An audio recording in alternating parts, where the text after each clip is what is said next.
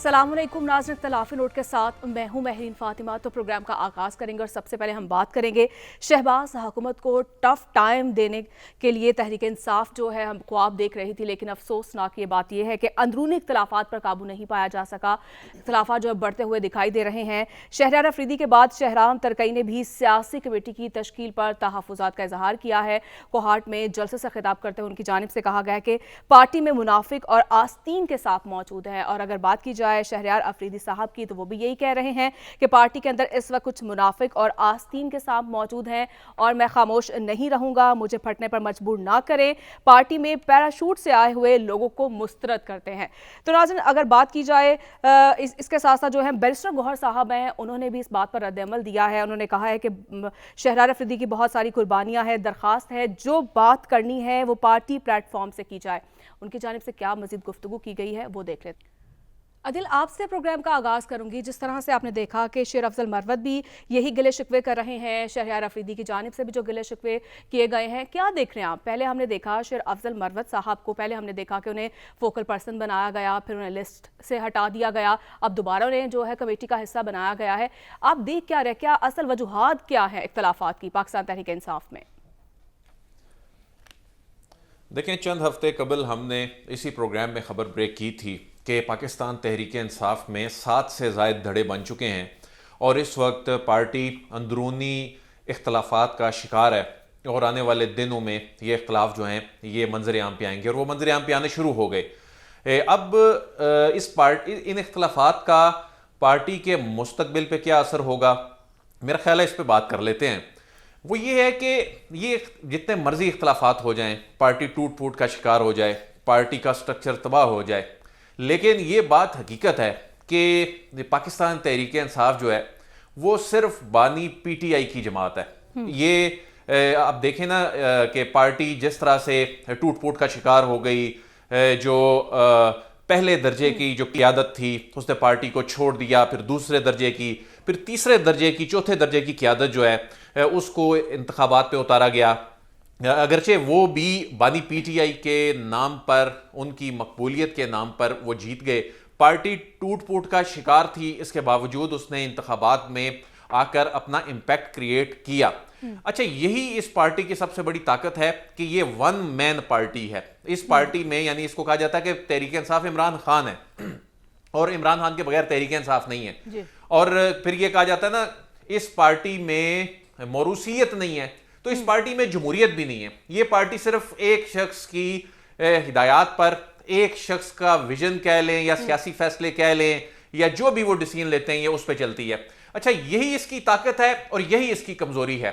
कमजोरी इसकी ये है कि इस पार्टी के पास कोई स्ट्रक्चर नहीं है। ये पार्टी इक्तदार में आने के लिए मकबूलियत तो रखती है, लेकिन अपने फैसलों की वजह से और अपने ब्लंडर्स की वजह से, इतने सियासी ब्लंडर्स इसने 1-1.5 साल में किए जो इन्होंने अब आके तस्लीम किया। हम उस वक्त कहते थे, उस वक्त वो मकबूल बात के चक्कर में ये बातें जो हैं वो सुनी नहीं जाती थी।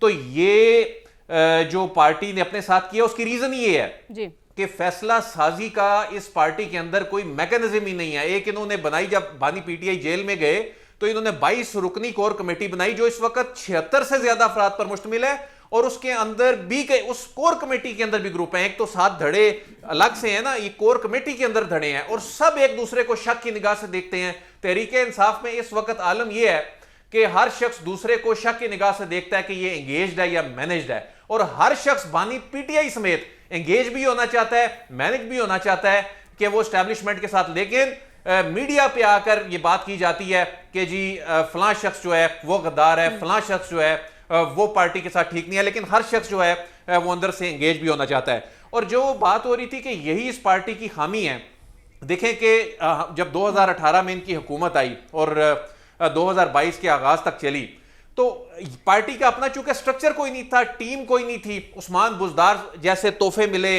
और वफाक में भी जो काबीना थी, और उसके बाद जब इनकी हुकूमत खत्म हो रही थी, तहरीक अदम एतमाद आई थी, तो ना इनको हुकूमत चलानी है क्योंकि एस्टैब्लिशमेंट ने ये डिसीजन ले लिया था कि अब हमने इस तरह के मामलात में आगे नहीं आना, हमने एक कदम पीछे हटना है। पीछे हट गए जिस पे न्यूट्रल होना गाली दे दी गई।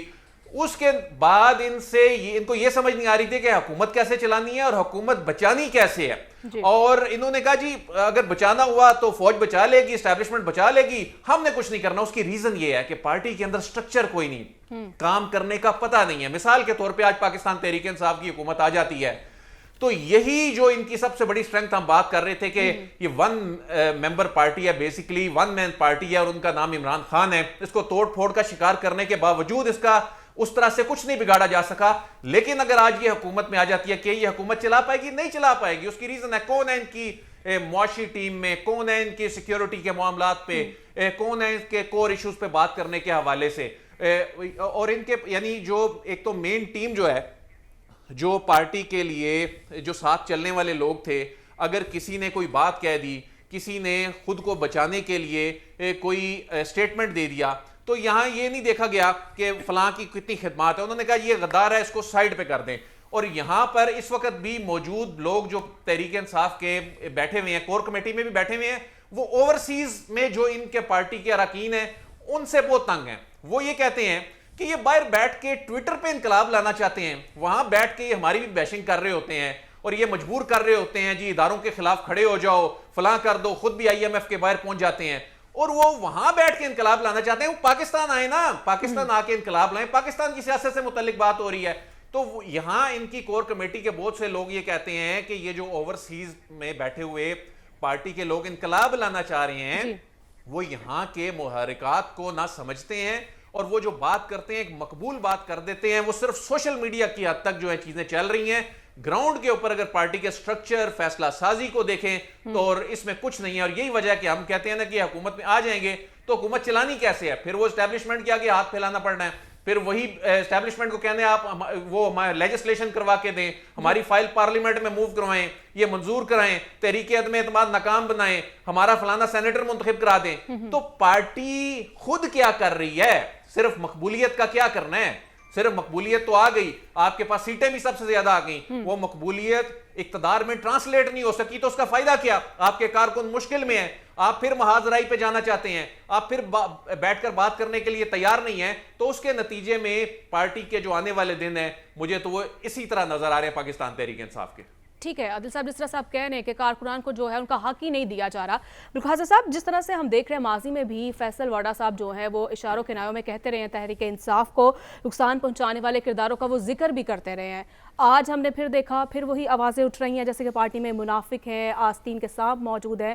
کون افراد ہے پارٹی میں جو کہ اپنے فیصلے مسلط کر رہے ہیں؟ دیکھیں کل میں ایک بات کر رہا تھا جس میں یہ بات ریپیٹ بھی کر رہا ہوں کہ جب وفاقی حکومت یا کوئی بھی حکومت کسی ایک سیاسی جماعت کے لیے جو ہے ان کے لیے آپ پابندیاں لگا دیں اور پھر آپ یہ کہیں کہ ہم بالکل مفاہمتی راستہ اختیار کرتے ہیں، تو اس کی بات میں کر رہا تھا کہ میں یہ بات کل کر رہا تھا کہ جب آپ مفاہمتی رکھتے ہیں تو آپ ان کے لیے گنجائش چھوڑیں، اور جو سیاسی جماعت نہیں ہوتی وہ خود بخود اپنے اندر لڑ کے جو ہے وہ اپنا اختتام پاتی ہے، اور اس کا آج آپ نے سیکنڈ ملا سامنے لے آئی۔ جی ہوا کیا؟ دیکھیں پاکستان تحریک انصاف آج سے نہیں ہے، اقتدار میں آنے سے پہلے ہی آپ 2012-13 میں چلے جائیں، جب بانی PTI لاہور جم خانہ میں یہاں بیٹھ کے ملاقاتیں کرتے تھے تو مجھے یاد ہے اس وقت میں بھی 1-2 ملاقاتوں میں موجود تھا، تو وہاں بھی ایک انبار لگا کرتے تھے کہ فلاں اس نے اپنا گروپ بنا لیا، فلاں نے کیا کر لیا، اور ان کا دماغ ایک ایسا تھا کہ ان کو بتا دیا جائے کہ یہ وہ آخری بات کو پک کرتے تھے، ہاں یہ بہت اچھا کر رہا، اس کی ڈائریکشن پر چل پڑتے تھے۔ وہ معاملہ ایسا چل نکلا کہ جب وہ حکومت میں تھے تو اس وقت بھی جب ملاقاتیں ہوتی تھی تو ہم یہ بات رکھتے تھے کہ آپ کی پارٹی میں اختلافات ہیں، کوئی منظم پہلو ہمیں نہیں دیکھنے کو مل رہا، بالکل ون سائیڈڈ آپ حکومت بھی چلا رہے ہیں، ون سائیڈڈ آپ کے ایک پارٹی چلانے کا بھی ایک طرز عمل ہے، اس میں کم از کم آپ تھوڑی بہتری لائیں، تھوڑا جمہوری طرز عمل بھی اختیار کرنا چاہیے۔ اس وقت بھی ہم نے دیکھا کہ کیبنٹ کے اندر بھی 2 اختلافات بنتے چلے گئے۔ خیر جب یہ بانی PTI کی گرفتاری ہو گئی، کچھ افراد روپوش ہو گئے، گرفتاریوں کا سلسلہ شروع ہوا، پاکستان تحریک انصاف کے سینئر رہنما غائب ہونا شروع ہو گئے، کچھ گرفتار ہو گئے، کچھ نے پریس کانفرنس کر لی، تو ایک موقع ایسا ملا کہ وکلا برادری کھل کر سامنے آئی، اور بانی PTI نے کہا کہ یہ وہ لوگ ہیں کہ جن کو اگر ہم PTI کی بھاگ دور سنبھالنے کا موقع دوں اور میں جیل سے بیٹھ کے ان کی سرپرستی کروں تو شاید بہت اچھے طریقے سے چل سکتا ہے۔ پھر ایک وقت آیا کہ انہوں نے آ کے کہا کہ ہم ہی پی ٹی آئی کے سارا کچھ ہیں, ہمارے پاس ہی پی ٹی آئی کی بھاگ دوڑ آ گئی ہے, اور کر کے انہوں نے پی ٹی آئی کو ہائی جیک کر کے ایک قسم کے انڈائریکٹلی یا ڈائریکٹلی کرنا شروع کر دیا, اور پھر چھوٹے چھوٹے گروپ نکلنا شروع ہو گئے. کوئی وکلا برادری کا کے پی سی کی نکل آیا, کوئی پنجاب سے آ گیا, کوئی کہاں سے آ گیا, کچھ کو اپنے ٹولے بنا کے اپنی گروپنگ بنا لی. اس کے بعد ہوا یہ کہ پی ٹی آئی کے اندر جب جو سیاسی رہنما تھے جن کا سیاست سے تعلق تھا, بیک گراؤنڈ سیاسی تھی, وہ کسی حد تک جب ان کو کسی گنجائش ملی, راستہ میں نکلا اور وہ باہر آنا شروع ہوئے, تو پھر یہ دیکھنے کو ملا کہ انہوں نے آ کے کہا یہ تو ہائی جیک کیوں ہے وکلا برادری نے, جن کا سیاست سے لینا دینا ہی کوئی نہیں ہے, انہوں نے دراریں ڈال کے رکھ دی ہیں. تو وہ کوشش کرتے رہے. اب تین چیزیں سامنے آ رہی ہیں. ایک یہ جو ذاتی مفادات ہیں, اور دوسرا حکومت جو بنی ہے خیبر پختونخوا میں, اس میں حصے داری ہے.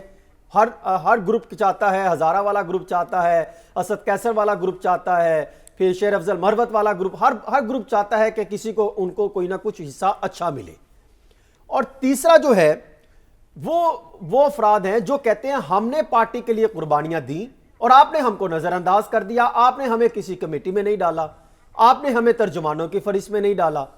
ہوا کیا, جو 29 مارچ کو کور میٹنگ ہوئی تھی ان کی پی ٹی آئی کی, اس میں شبلی فراز صاحب بھی تھے. انہوں نے بھی سخت جملے استعمال کیے اور کہا کہ یہ کیسے ہو سکتا ہے کہ میں بانی پی ٹی آئی سے ملنے کے لیے ایک بندے کے تلے مینتے کروں.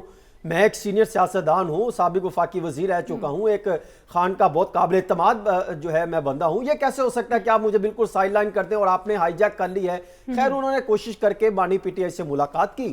ملاقات کرنے کے بعد انہوں نے ساری ردات سامنے رکھی کہ پی ٹی آئی تو بالکل ختم ہوتی چلی جا رہی ہے. آپ جو ڈائریکشن دیتے ہیں آگے, تو شیر افضل مروت نے اپنے الگ سوشل میڈیا جو ہے پیرلل کھڑا کیا ہوا ہے, اپنی گروپنگ بنا رکھی ہے سیاست کے پی ٹی آئی کے اگینسٹ, اور پھر ان کے پوزیٹیو مختلف گروپ بنا رکھے ہیں. انہوں نے ایک پوری کہانی سنائی. اس کے بعد اس ترجمانوں کی فہرست سے شیر افضل مروت صاحب کو نکال دیا گیا. انہوں نے کہا جی اب آپ نکلیں. وہ سیاسی کمیٹی میں شامل ہو گئے. اب جب سیاسی کمیٹی بنی, ایک تو وہ معاملہ ختم ہو گیا, ان کو میسیج دے دیا. اس کے بعد انہوں نے کہا جی اب ان کو آہستہ آہستہ سائیڈ لائن کرنا شروع کر دیا گیا. اب مین دو چار رہ گئے, عمر ایوب اور شبلی فراز صاحب. اب آ جائے کہ جب ان کی جو کمیٹی بنی, 18 رکنی جو کمیٹی بنی ہے سیاسی کمیٹی, 14 رکنی سیاسی کمیٹی کا جو اعلان کیا گیا, اس میں کچھ ایسے افراد کو ڈالا گیا جن کی یا تو نہ تو قربانیاں انہوں نے دی پی ٹی آئی کے لیے اس طرح جس طرح جو آج سیاستدان بول رہے ہیں اور بات کر رہے ہیں, جس میں جو ہے کئی سیاستدان شہریار افریدی یہ بات کر رہے ہیں جو ہے, اور دیگر بات کر رہے ہیں. وہ کہتے ہیں کہ یہ کون ہے, حافظ فرد کہاں سے آ گیا. وہ کہتے ہیں سابق گورنر جو خیبر پختونخوا تھے وہ کہاں سے آ گئے. اب اس پہ ان کے تحفظات ہیں. وہ کہتے ہیں کہ اگر آپ نے اسی طرح چلانا ہے, اسی طریقے سے لے کے چلنا ہے, تو پھر ہم کہاں جائیں گے. آپ نے ایسے لوگوں کو ڈالیا جن کی پی ٹی آئی کے لیے قربانیاں ہی نہیں ہیں, جنہوں نے مشکل وقت میں تو غائب ہو گئے پریس کانفرنس کر کے. وہ خیبر پختونخوا کے جو گورنر تھے انہوں نے کہا میں پی ٹی آئی سے علیحدگی اختیار کرتا ہوں, سیاست سے علیحدگی اختیار کرتا ہوں. اور آج جب انہوں نے موقع دیکھا تو وہ آ کے عہدے بانٹنے وہ کمیٹی میں بھی شامل ہو گئے. تو یہ اصل میں جنگ چلی آ رہی ہے. اور پھر جو وکلا برادری ہے وہ اپنا بھی حصہ مانگ رہی ہے. اب جب اتنی زیادہ اختلافات ہو جائیں گے, یعنی شروع سے پی ٹی آئی کی جس کی میں بات کرتا ہوں کہ سرپرستی کوئی نہیں رہا, سیاست دان کو آگے نہیں کیا گیا, ان لوگوں کو آگے کر دیا گیا پارٹی کو چلانے کے لیے, ہینڈل کرنے کے لیے, جن کی نہ تو کنٹرول تھا نہ ہی جن کی ماضی میں کوئی تاریخ تھی کہ یہ پی ٹی آئی کو یا اتنی بڑی سیاسی جماعت کو ہینڈل بھی کر سکتے ہیں. اور نہ ہی یہی تو بات تھا, رونا تھا کہ یہ اپنے جو ہے انتخابات نہیں کراتے. اگر انتخابات کرائے ہوتے, کوئی سیاسی بہترین قسم کی ایڈمنسٹریشن سامنے لے کر آئے ہوتے, سیاستدانوں کو ذمہ داریاں تفویض کی ہوتی, تو آج جو پی ٹی آئی کے اندر اختلافات پیدا ہوئے ہیں یہ بڑھ رہی ہیں. آپ کو یاد ہے کہ پشاور میں ایک ریلی ہوئی تھی جس میں 3 افراد جو ہے وہ مائک لے کے پھیرے تھے. تینوں افراد کے ایک ہی ریلی کے اندر تھے کہ ہم لیڈ کر رہے ہیں. اس نے کہا, گور خان نے کہا میں لیڈ کر رہا ہوں, شیر افضل مروت نے کہا میں لیڈ کر رہا ہوں, فیصل نے کہا میں لیڈ کر رہا ہوں. ہر بندہ اپنا آپ کو لیڈر کہلانے لگ گیا. بھئی پی ٹی آئی تو ایک شخص پر کھڑی ہے جو عدیل ورائی صاحب بات کر رہے تھے. وہ کہتا ہے کہ ٹھیک ہے یہ نکال دو. وہ اب مسئلہ اس شخص کا بھی ایک ہے نا کہ وہ آخری بات کو سن کے ماضی کو بلا دیتا ہے کہ یہ بندہ کون تھا, اس کو کمیٹی میں شامل کر دو. اب انہی کے تو فیصلے ہیں کہ جس کی وجہ سے کہا جا سکتا ہے کہ پی ٹی آئی کے لیے مشکلات بڑھ رہی ہیں. ہاں اب کسی حد تک جو بانی پی ٹی آئی ہے انہوں نے ایک پوزیٹیو فیصلہ یہ لیا. انہوں نے کہا کہ عمر ایوب اور شبلی فراز جیسے کوئی 2-3 افراد کو انہوں نے آگے کیا کہ اب آپ معاملات کو بہتر کریں. حماد اظہر کو انہوں نے ٹاسک دیا کہ آپ پنجاب میں تنظیم سازی کریں, وہاں پر وہ کام کریں, کیونکہ ان کے مد مقابل بھی تو دیکھیں نا کیا ہونے جا رہا ہے. عید کے بعد یا آگے چند دنوں میں جب گورنر لگیں گے تو وہ ارباب فیملی کے نام پہ اگر ٹکٹ نکل آئی تو وہ کہتے ہیں کہ ہم ان کو دے دیں گے, ان کی صاحبزادی کو گورنر بنانے کی باتیں ہو رہی ہیں. تو اگر آسما ارباب کا صاحبہ کو گورنر خیبر پختونخوا بنا دیتے ہیں, جو کہ معاملہ چل رہے ہیں کہ شاید ان کو خاتون خیبر پختونخوا میں کو گورنر لگائے, اور اس کے پہلے کچھ اور چیزیں چل رہی ہیں, پھر تو ان کو ٹف ٹائم ملے گا. علی امین گنڈا پور صاحب کو ٹف ٹائم ملے گا, پھر حالات پی ٹی آئی کے لیے مزید سخت ہو جائیں گے. حکومت تو چاہتی ہے نہ احتجاج ہو نہ پروٹیسٹ ہو, اور ہم کسی کو 2 نمبری برداشت نہ کریں, کوئی ایسا کوئی طرز عمل نہ برداشت کیا جائے کہ جو حکومت کے مخالف ہو. ان کو بھی یہ چاہیے کہ یہ اپنے اختلافات ختم کرے. اگر ایسے ہی چلیں گے تو یہ پارٹی مجھے آئندہ زیادہ دیر چلتی بھی دکھائی نہیں دے گی. حسن صاحب ٹھیک ہے. اسد صاحب جس طرح سے ہم دیکھ رہے ہیں, حسن صاحب بھی بتا رہے تھے, عدیل صاحب بھی بتا رہے ہیں, جس طرح سے پارٹی میں ایک ضد بازی جو چل رہی ہے اور پی ٹی آئی کے اپنی صفوں میں بڑھتے ہوئے جو اختلافات ہیں, اس طرح سے یہ تو حکومت کو زیادہ مضبوط تر بنا رہے ہیں. تو کیا لگتا ہے آپ کو کہ اب جو ہے پاکستان تحریک انصاف اگر حکومت کو ٹف ٹائم دینا چاہتی ہے تو اسے اپنی صفیں درست کرنا ہوگی پہلے؟ دیکھیے, میں نے اپنے دوستوں کی بات سنی اور انہوں نے بنیادی طور پہ 2 پوائنٹس دیے جس کے اوپر آپ نے سوال پوچھا. پہلا یہ کہ پی ٹی آئی جب گورنمنٹ میں تھی, عدیل صاحب نے فرمایا کہ پی ٹی آئی جب گورنمنٹ میں تھی تو وہ اسٹیبلشمنٹ کے کندھوں پہ یا کسی تیسری طاقت کے کندھوں پہ لیجسلیشن بھی کرتی تھی, دیگر چیزیں بھی کرتی تھی. اور جب اس تیسری طاقت نے, ہم اس کو اسٹیبلشمنٹ نہیں کہتے کیونکہ لوگ اس سے صرف فوج کو سمجھتے ہیں, ہم ایک non political out side power کہہ دیتے ہیں جس میں بہت سارے انسٹیٹیوشنز یا سوسائٹی کے ممبرز ہو سکتے ہیں, کہ جب انہوں نے سپورٹ کرنا چھوڑ دیا, وہ نیوٹرل ہو گئے, تو اس کے بعد لیجسلیشنز وغیرہ بھی نہیں ہو سکیں. یہ بات بالکل درست ہے, اس کے اندر یہ 100% بات درست ہے. دوسری بات انہوں نے کی کہ پی ٹی آئی میں توڑ پھوڑ ہو رہی ہے. آپ نے بھی ابھی اس پہ سوال کیا. میں اس بات کو سمجھتا ہوں کہ ہم پی ٹی آئی کے اندرونی اختلافات کے اوپر بات کرنا چاہتے ہیں کیونکہ یہ بڑی امپورٹنٹ بات ہے اور سیاست کا دار و مدار ہے اس کے اوپر. لیکن میں پی ٹی آئی کے بارے میں تو جو انہوں نے بات کی بالکل درست ہے, اس کے اندر مختلف گروہ بن گئے ہیں, سب ایک دوسرے سے لڑ رہے ہیں. لیکن میں بصد احترام آپ سے ایک ایسے شخص کے جو پاکستانی شہری ہونے کے طور پہ, میں پی ٹی آئی کا ممبر نہیں ہوں, لیکن جب اس سچویشن کو دیکھتا ہے تو 2 سوال پوچھنا چاہتا ہے اپنے دوستوں سے. سب سے پہلی بات تو یہ کہ بہت اچھا کیا کہ آپ نے ایک ایسی گورنمنٹ کو چلتا کیا جو کہ کسی کے کندھے کے اوپر بیٹھ کے ساری لیجسلیشنز اور پالیسی سازی کر سکتی تھی, خود نہیں کر سکتی تھی. یا تو خود کر کے دکھاتے, عدیل صاحب نے درست کہا, لیکن مہربانی کر کے اس کو ریپلیس بھی کسی ایسی گورنمنٹ کے ساتھ کرتے نا جو خود کر سکتی. یہ تو کوئی بات نہیں ہوئی کہ آپ نے اس کو ریپلیس کر دیا اس بات پہ کہ وہ خود تو کوئی کام نہیں کرتی تھی, کسی کے کندھے پہ بیٹھ کے کرتی تھی, اور اگر وہ سپورٹ پیچھے سے ہٹ گئی تو اس کی گورنمنٹ بھی گر گئی. تو جو آج حکومت ہے وہ اپنے زور بازو پہ یہ کر رہی ہے. کیا آج کی حکومت اپنے پبلک کے لو کے اوپر, اس بات پہ کہ آئی لو یو, یو لو می کے زور کے اوپر حکومت کر رہی ہے؟ کیا یہ بات درست نہیں کہ اگر کوئی تیسری طاقت اس وقت موجود تھی جو پی ٹی آئی کی ہیلپ کرتی تھی لیجسلیشن کرنے کے اندر, تو چلیں سب لوگ نہیں تو چند لوگ تو یہ سمجھتے ہیں اس ملک کے اندر کہ شاید آج بھی کوئی طاقت اس گورنمنٹ کی بھی ہیلپ کر رہی ہے, جس ہیلپ کے بغیر سنگل میجورٹی پارٹی تو کوئی بھی نہیں ہے. کوئی بھی از خود یہ تمام کام نہیں کر سکتا, سب لوگوں کو اکٹھا ہونا پڑے گا. تو یہ آرگومنٹ تو مجھے سمجھ نہیں آیا.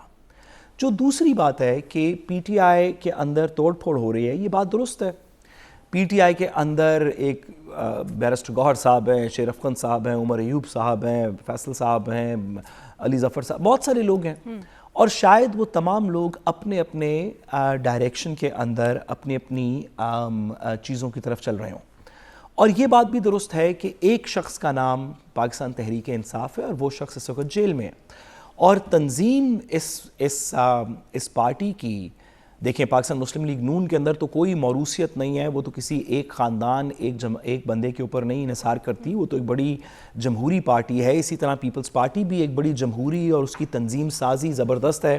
پاکستان مسلم لیگ نون کی تنظیم سازی کے اوپر تو بہت سی باتیں بھی ہو چکی ہیں. تو ان لوگوں کی طرح نہیں, یہ پی ٹی آئی تو ایک شخص کی پارٹی ہے. تو پھر یہاں سے آگے چلیں, یہ بات تو چلیں تسلیم ہو گئی, یہاں سے آگے چلیں. اب کیا کریں گے؟ کیا شیر افغان صاحب کو علیحدہ کر کے اور گوہر صاحب کو علیحدہ کر کے اور عمر ایوب صاحب کو علیحدہ کر کے ان کو آپس میں لڑوا کے آپ P T I as a party کو تو شاید کہیں ختم کر دیں, یا ہو سکتا ہے وہ اس طرف گامزن ہو, لیکن ان لوگوں کا کیا کریں گے جو تمام ایسٹیمیٹس کے مطابق کم از کم الیکشن کے اندر ایک میجورٹی تھے یا سب سے لارجسٹ گروپ تھا جو سرویز کے مطابق 60-70% پاکستان کے اندر ہے، اس سینٹیمنٹ کا کیا کریں گے جو اس ملک میں ایگزسٹ کرتا ہے اگر یہ پارٹی ختم ہو جائے گی؟ لیٹس امیجن، آپ ایک سیکنڈ کے لیے ایک مفروضہ قائم کریں کہ حکومت کی اور مجھے لگتا ہے میرے دوستوں کی اس پروگرام میں دیرینہ خواہش پوری ہو جائے کہ نہ عمران خان صاحب ہو، نہ P T I who, sub dissolve ہو جائے، ختم ہو جائے بانی پی ٹی آئی، جی، ان میں سے کوئی لیڈر بھی موجود نہ ہو اس نام کا، جی بانی پی ٹی آئی نہ ہو، یہ سب لوگ بس ایک وہ ایونجرز مووی کی طرح ایک سوائپ میں یا ایک کلک میں سارے ختم ہو جائیں، اگر موجود ہی نہ ہوں تو پھر کیا ہوگا؟ یہ ملک مریم نواز صاحبہ کے پیچھے چلنا شروع ہو جائے گا؟ کیا سب لوگ زرداری صاحب کے نعرے مارتے ہوئے سڑکوں پہ نکل آئیں گے؟ کیا سب لوگوں کا پیار ادی فریال تالپور کے لیے نکلے گا؟ کیا لوگ طلال چودھری کو اپنا کے پیچھے چلنا شروع کر دیں گے؟ کیا ہوگا؟ پھر کیا کریں گے؟ چلیں ابھی تو ایک ڈھارس سی کی پارٹی ہے جس کے کہنے پہ لوگ نکلتے ہیں یا نہیں نکلتے، اور وہ ان کو دیکھ رہے ہیں یا ان کی طرف لوگوں کا کوئی منہ ہے کہ بھئی یہ کیا کریں گے، کوئی اشارہ ملے گا نہیں ملے گا۔ جب یہ لوگ ختم ہو جائیں گے، جب یہ تتر بتر ہو جائیں گے، تو پھر آپ ان لوگوں سے کیسے بات کریں گے؟ یہ پاکستان کے 60-70% لوگوں سے۔ میں کل بھی اس بات کو گزارش کر رہا تھا اور میری کوشش ہوگی کہ ہمارے اس پلیٹ فارم کے توسط سے ایک بات کو تھوڑا سا ہم سمجھنے، میں کم از کم کوشش کروں اپنی اس میں گزارش کرنے کی، کہ پاکستان کے اندر ایک اسٹریٹیجک پرابلم ہے۔ وہ یہ ہے کہ پاکستان کے ایک بڑی میجورٹی آف لوگ، چلیں آپ اس کو بہت بڑا نمبر گیلپ کا 56-60% نہ مانیں، جتنا بھی ماننا چاہیں، کم از کم آدھا پاکستان ان لوگوں کے خلاف ہے جو حکومت میں ہے، آدھے سے زیادہ۔ اب آپ اس کو کدھر لے کے جائیں گے؟ اس کو آپ ٹیکٹیکل، یہ ایک اسٹریٹیجک پرابلم ہے۔ اس میں دوسرا بڑا اسٹریٹیجک پرابلم یہ ہے کہ جو لوگ خلاف ہیں ان حکمرانوں کے، وہ میجورٹی یوتھ کی ہے، یعنی کہ جو مستقبل کا پاکستان ہوگا، جو اگلے الیکشن میں ہوگا، جو اس سے اگلے میں ہوگا، جو 4 الیکشن بعد ہوگا، وہ والی پاپولیشن ان حکمرانوں کے خلاف ہے۔ آپ سوشل میڈیا دیکھ لیجئے، آپ نے الیکشن کے ریزلٹس فارم 45 دیکھ لیے، تو آپ کیسے آپ شیر افغان کی لڑائی اور شیر افغان صاحب کی بیرسٹر گوہر کے ساتھ لڑائی سے یہ سینٹیمنٹ ختم کر لیں گے؟ اگر یہ پارٹی تتر بتر ہو گئی اور کوئی بھی اس کا سرا نہ رہا تو پھر کیا ہوگا؟ سب لوگ نواز شریف صاحب کے نعرے مارتے ہوئے اگلے الیکشن میں جائیں گے۔ یہ ٹیکٹیکل میجرز ہیں، اس کی لڑائی، اس کی لڑائی، یہ سینٹرل کمیٹی میں، وہ کمیٹی سے باہر، وہ اس کو ملنے کی اجازت ہے، اس کو ملنے کی اجازت نہیں۔ یہ آج کی 6 بجے کی، 9 بجے کی، 10 بجے کی خبر ہے، یہ کل تک چلے گی۔ پاکستان کے اگلے مسئلے کو کیسے سالو کریں گے؟ اور اس سب کے پیچھے چھپ کے مجھے بسد احترام لگا کہ اس گھٹا کے پیچھے چھپ کے کہ میں معذرت، میں آگے، اگر میری بات پوری کر لیں، اگر آپ میری بات پوری ہونے دینا، اگر میری بات پوری ہو جائے، میری بات پوری ہو جائے عدیل صاحب، میں آپ کے جذبات کو سمجھتا ہوں، صرف بات پوری ہونے دیجیے۔ میری گزارش یہ ہے کہ جب اس گھٹا کے پیچھے، اس نوائز کے پیچھے کہ یہ تتر بتر ہو گئی ہے، 2nd tier 3rd tier leadership, اس کے پیچھے چھپ کے ہم جو ضروری بات ہے، اپنا یہ وقت اس ضروری بات کے اوپر نہیں کر رہے کہ اس حکومت کے پاس کیا پلان ہے۔ اگر یہ حکومت پلان دے دینا تو پی ٹی آئی کو تتر بتر ہونے کی ضرورت بھی نہیں ہوگی۔ ان کے پاس تو کوئی پلان نظر نہیں آ رہا، جیسے کہ آپ کہتے ہیں۔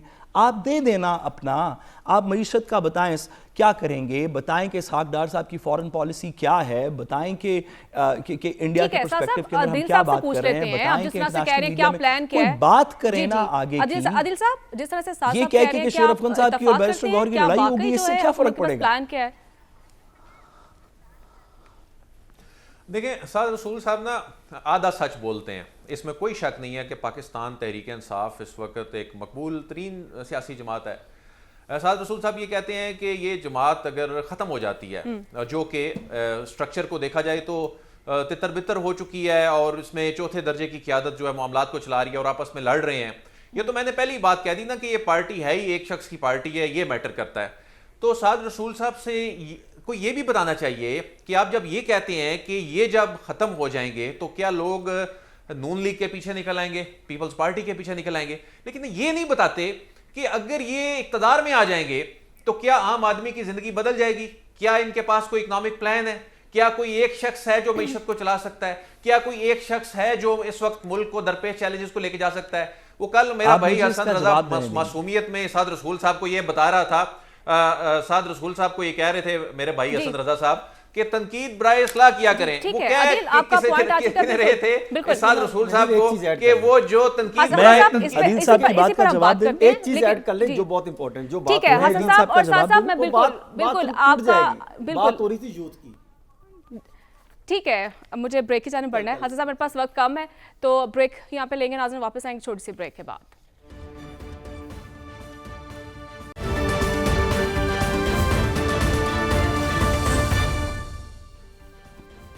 Welcome back. نازی صاحب آپ کچھ کہنا چاہ رہے تھے بریک سے پہلے عادل صاحب کی بات پر؟ جی میں ایسی چھوٹی سی گزارش کرنے کی جسارت کرنا چاہ رہا تھا. جی اور مجھے یقین ہے کہ اس میں مسئلہ یہ ہے کہ میں ماضی میں بھی یہ بات سمجھا نہیں سکا. میرے کچھ گفتار میں کچھ کمی ہوگی تو میں کوشش کرتا ہوں ایک دفعہ پھر سے ادنا سی کہ سمجھانے کی کوشش کروں یا اپنی بات کرنے کی کوشش کروں. عدیل صاحب نے کہا کہ یہ تو وہ تسلیم کرتے ہیں کہ اس حکومت کے پاس کوئی پلان نہیں ہے. اس بات کو تو عدیل صاحب ملٹیپل ٹائمز تسلیم کر چکے ہیں. اب وہ یہ کہنے سے قاصر ہیں کہ اس حکومت کے پاس کیا پلان ہے. یہ وہ کہتے ہیں کہ آپ بتائیں کہ دوسری سائیڈ پہ کیا پلان ہے. یہ ایسے ہی ہے کہ ایک بندہ کہے کہ تم نے چوری کیا، دوسرا کہے کہ اچھا میں نے کی ہے لیکن تم بھی کیتی ہے. آپ نے کہا ملٹیپل سن تو لیں بات. میں نے آپ کی آپ خود ہم یہاں بیٹھ کے غلط بیانی نہ کیا کریں نا. آپ غلط بیانی خود اپنے الفاظ جو ہیں وہ دوسروں کے منہ میں ڈالتے ہیں. دیکھیں ہم یہاں پر بیٹھ کے یہ ایک بات کرتے ہیں جس پہ ہمارا ایک کنسنسس بھی ہوتا ہے کہ معیشت کے معاملات جو ہیں وہ ریاست چلا رہی ہے اور حکومت کو ریاست کے ساتھ مل کر چلنا ہے اور نیشنل سیکیورٹی کا معاملہ ہے. اس پہ سیاست نہیں ہو سکتی. اس پہ جو پلان ہے مل جل کے آپ اپنی مرضی کا، یہی آپ لوگوں کا مسئلہ ہے نا. آپ لوگ اپنی یہ پاپولر بات کے چکر میں ایسی بات گھڑ کے دوسرے کے منہ میں ڈال دیتے ہیں اور اس کو پھر آپ اتنے کانفیڈنس سے آگے بڑھ رہے تھے یہ بات کہتے ہوئے جی. اور اس پہ سب نے یقین کرنا تھا کہ جی عدیل یہی کہہ رہا ہے یا حسن یہی کہہ رہا ہے. آپ نے اپنی مرضی سے یہ بات کہہ دی. وہ بھائی فیکٹس جو ہیں ان کو ڈسٹارٹ نہ کیا کریں. اب آپ جاری رکھیں. جی سعد صاحب، عادل صاحب کہہ رہے ہیں آپ لوگوں کا یہی مسئلہ ہے. جی سعد صاحب اگر کوئی بات رہ گئی ہو تو ایک دفعہ کر لیں، پھر مجھے جواب دینے کا موقع دیجئے. میں پھر سے اپنا وقت آپ اگر غلط بات کریں گے تو پھر مجھے دوبارہ بات کرنی پڑے گی. آپ اپنی بات کیا کریں. آپ وہ سامنے رکھا کریں. آپ دوسرے سے متعلق غلط بات ایٹریبیوٹ کرتے ہیں تو پھر جس سے متعلق کر رہے ہوں گے وہ تو بیچ میں بات کرے گا نا. ٹھیک ہے عادل صاحب، سعد صاحب کی بات بھی سن لیں آپ. جی سعد صاحب کوئی رہ گئی بات؟ میں عدیل صاحب کو اپنا وقت دینا چاہتا ہوں. لوگ دیکھیں کہ اس طرح کی بات پہ غصہ کیسے چڑھتا ہے. اب دو باتیں عدیل صاحب آپ کی رہ گئی. میں پچھلی بات پہ آتا ہوں. لیکن جس تضحیک آمیز طریقے سے آپ نے کہا آپ جیسے لوگوں کا یہ مسئلہ ہے، یہی وہ سینٹیمنٹ ہے جس کی ہم بات کر رہے ہیں. عدیل صاحب ہم جیسے گمراہ بدتمیز لوگوں کا جو آپ کی باتوں کو اپنے کسی الٹیریئر موٹیو کے لیے موڑ کے کبھی سوشل میڈیا پہ بیان کرتے ہیں، کبھی کہیں اور بیان کرتے ہیں. سنیں تو صحیح صرف ایک پاپولر نیریٹو بنانے کے لیے خود کو، چونکہ دوسرے کو بدتمیز ثابت کرنے کے لیے خود کو گمراہ بھی کہہ لیا. اور سعد رسول صاحب کہ وہ ایک پاپولر بات کر سکیں. اور اب مجھے نہیں پتا کہ وہ اپنے بارے میں ٹھیک کہہ رہے ہیں. میں نے آپ کے الفاظ میں اب تو میں نے آپ کے منہ میں کوئی الفاظ نہیں ڈالے. آپ پلیز ری پلے کر لیجئے. آپ نے کہا ان جیسے لوگوں کا یہ مسئلہ ہے. اگر یہ آپ کے الفاظ نہیں تو مہربانی کر کے معذرت آن ایئر کریں. میں آپ کے منہ میں الفاظ نہیں ڈال رہا. میں کہہ رہا ہوں یہ جو سینٹیمنٹ ہے نا کہ ایک دوسرے پاکستانی کو ان جیسے لوگوں کا مسئلہ کہیں، یہی سینٹیمنٹ ہے جو ہماری سیاست کے اندر ساری چیز کو کھریت رہا ہے. یہی سینٹیمنٹ ہے جو ایک دوسرے کو دشمن دیکھتا ہے، سیاسی مخالف نہیں کرتا. آپ اپنی بات کریں نا. نہیں میں آپ کو پاکستان تحریک انصاف کے کارکنوں سے کیوں جوڑ رہے ہیں؟ جب بات آپ سے متعلق ہو رہی ہوتی ہے تو آپ کو پاکستان تحریک انصاف کا یوتھ ونگ کیوں سمجھنا شروع ہو جاتے ہیں؟ عادل صاحب سعد صاحب کو تو بات مکمل کرنے دینا آپ. جی عدیل صاحب تھوڑا سا پانی پئیں، بات کو سن لیں. آپ کے ہم رعایا میں ہیں، آپ ہمارے یہاں بیورو چیف ہیں، ہم تو آپ کی رعیت میں رہتے ہیں. آپ کا اس کے بعد جو حکم ہوگا ہم سر خم اسے تسلیم کریں گے. لیکن بات سن لینے کا 30-40 سیکنڈ کا اتنا تھوڑا سا ذرا اعتبار رکھیں. باقی جو آپ کا حکم ہوگا میں حاضر ہوں گا آپ جیسے کہیں گے. گزارش یہ ہے کہ جب آپ لوگوں کو آپ جیسے ان جیسے لوگ کہتے ہیں تو وہ لوگ بڑے بیوقوف ہیں, وہ تضحیک سمجھتے ہیں اپنی. سیاست کے اندر ان جیسے ان جیسے گمراہ مکروہ اس طرح کی باتیں کر کر کے ہم سیاست کو کہیں اور لے گئے ہیں. اگر آپ تھوڑا تسلی سے بات سنتے تو جو آپ کا اوریجنل سوال تھا, جس کے بعد آپ نے تھوڑا مزید کھودا اس کو اور ایک گڑھے کو مزید ڈیپن کیا, جو آپ کا اوریجنل سوال تھا وہ غور طلب ہے. وہ یہ ہے جو آپ نے کہا کہ بھئی ریاست کے پاس تو ایک پلان ہے. یہ بات تو بالکل درست ہے, ریاست کا پلان سب کو نظر آ رہا ہے ایس آئی ایف سی کے اندر, لیکن اس ایس آئی ایف سی کے پلان کو چند سال لگیں گے اپنے پورے سوئنگ میں آنے کے لیے. جتنا ہمارا ڈیفیسٹ ہے, جو ہمارا کرنٹ اکاؤنٹ ڈیفیسٹ ہے, جو ہماری معیشت کی دوسری چیزیں ہیں, ایس آئی ایف سی کو جادو کی چھڑی تو نہیں چلا سکتی. تو سوال یہ ہے کہ اس ایس آئی ایف سی کی ایفرٹس میں حکومت کیسے ایڈ کرے گی, ہماری ریاست کی ایفرٹ میں شہباز شریف اور اسحاق ڈار کیسے ایڈ کریں گے, اور کیا یہ بہتر ایڈ کر سکتے ہیں یا کوئی اور ایسی حکومت ہوگی جو ایس آئی ایف سی کی اور ریاست کی ایگزسٹنگ ایفرٹس میں کچھ ایڈ کر سکے. اس کا میں آپ کو جواب دینا چاہتا ہوں جیسے کہ آپ نے پوچھا, اگر آپ کی اجازت ہو تو. نہیں مجھے جواب دینے دیجئے, نہیں مجھے جواب دینے دیجئے. پاکستان کی, میں حسن سے میری گزارش ہے, حسن مجھے اپنا ایک منٹ دیجئے گا. پاکستان کی اکانومی تقریباً 60 بلین عدیل صاحب سب لوگ دیکھ رہے ہیں, وہ وقت آپ نے گزارا. ناظرین یہاں پہ مجھے بریک لینی ہے اور ناظرین واپس آئیں ایک چھوٹی سی بریک کے بعد.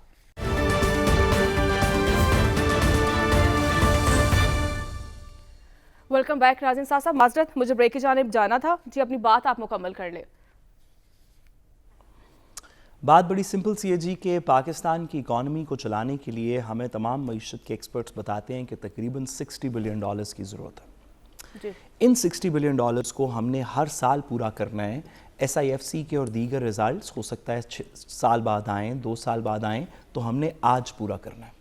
اس میں سے $30 بلین ہم ایکسپورٹ سے کماتے ہیں جو کہ امیڈیٹلی بڑھ نہیں سکتی, اور $30 بلین کی اوورسیز پاکستانیز کی اپروکسیمیٹلی ہمیں ریمیٹنسز چاہیے 27-28 بلین کی. جب سے جو حکومت بھی اوورسیز ریمیٹنسز کو بڑھا سکے گی وہ کرنٹ اکاؤنٹ ڈیفیسٹ اور دیگر بجٹ کے پرابلم سالو کر لے گی. اگر عدیل صاحب کا خیال ہے کہ آصف علی زرداری اور نواز شریف صاحب کی حکومت کو اوورسیز پاکستانی زیادہ پیسے دیں گے تو یہ معیشت کے لیے بہتر ہے, اگر کسی اور کو دیں گے تو وہ معیشت کے لیے بہتر ہے. وہ ختم ہو چکا ہے ناظرین, اس کے ساتھ مجھے اجازت دیں, کل پھر آپ سے ملاقات ہوگی اللہ نے کے بعد.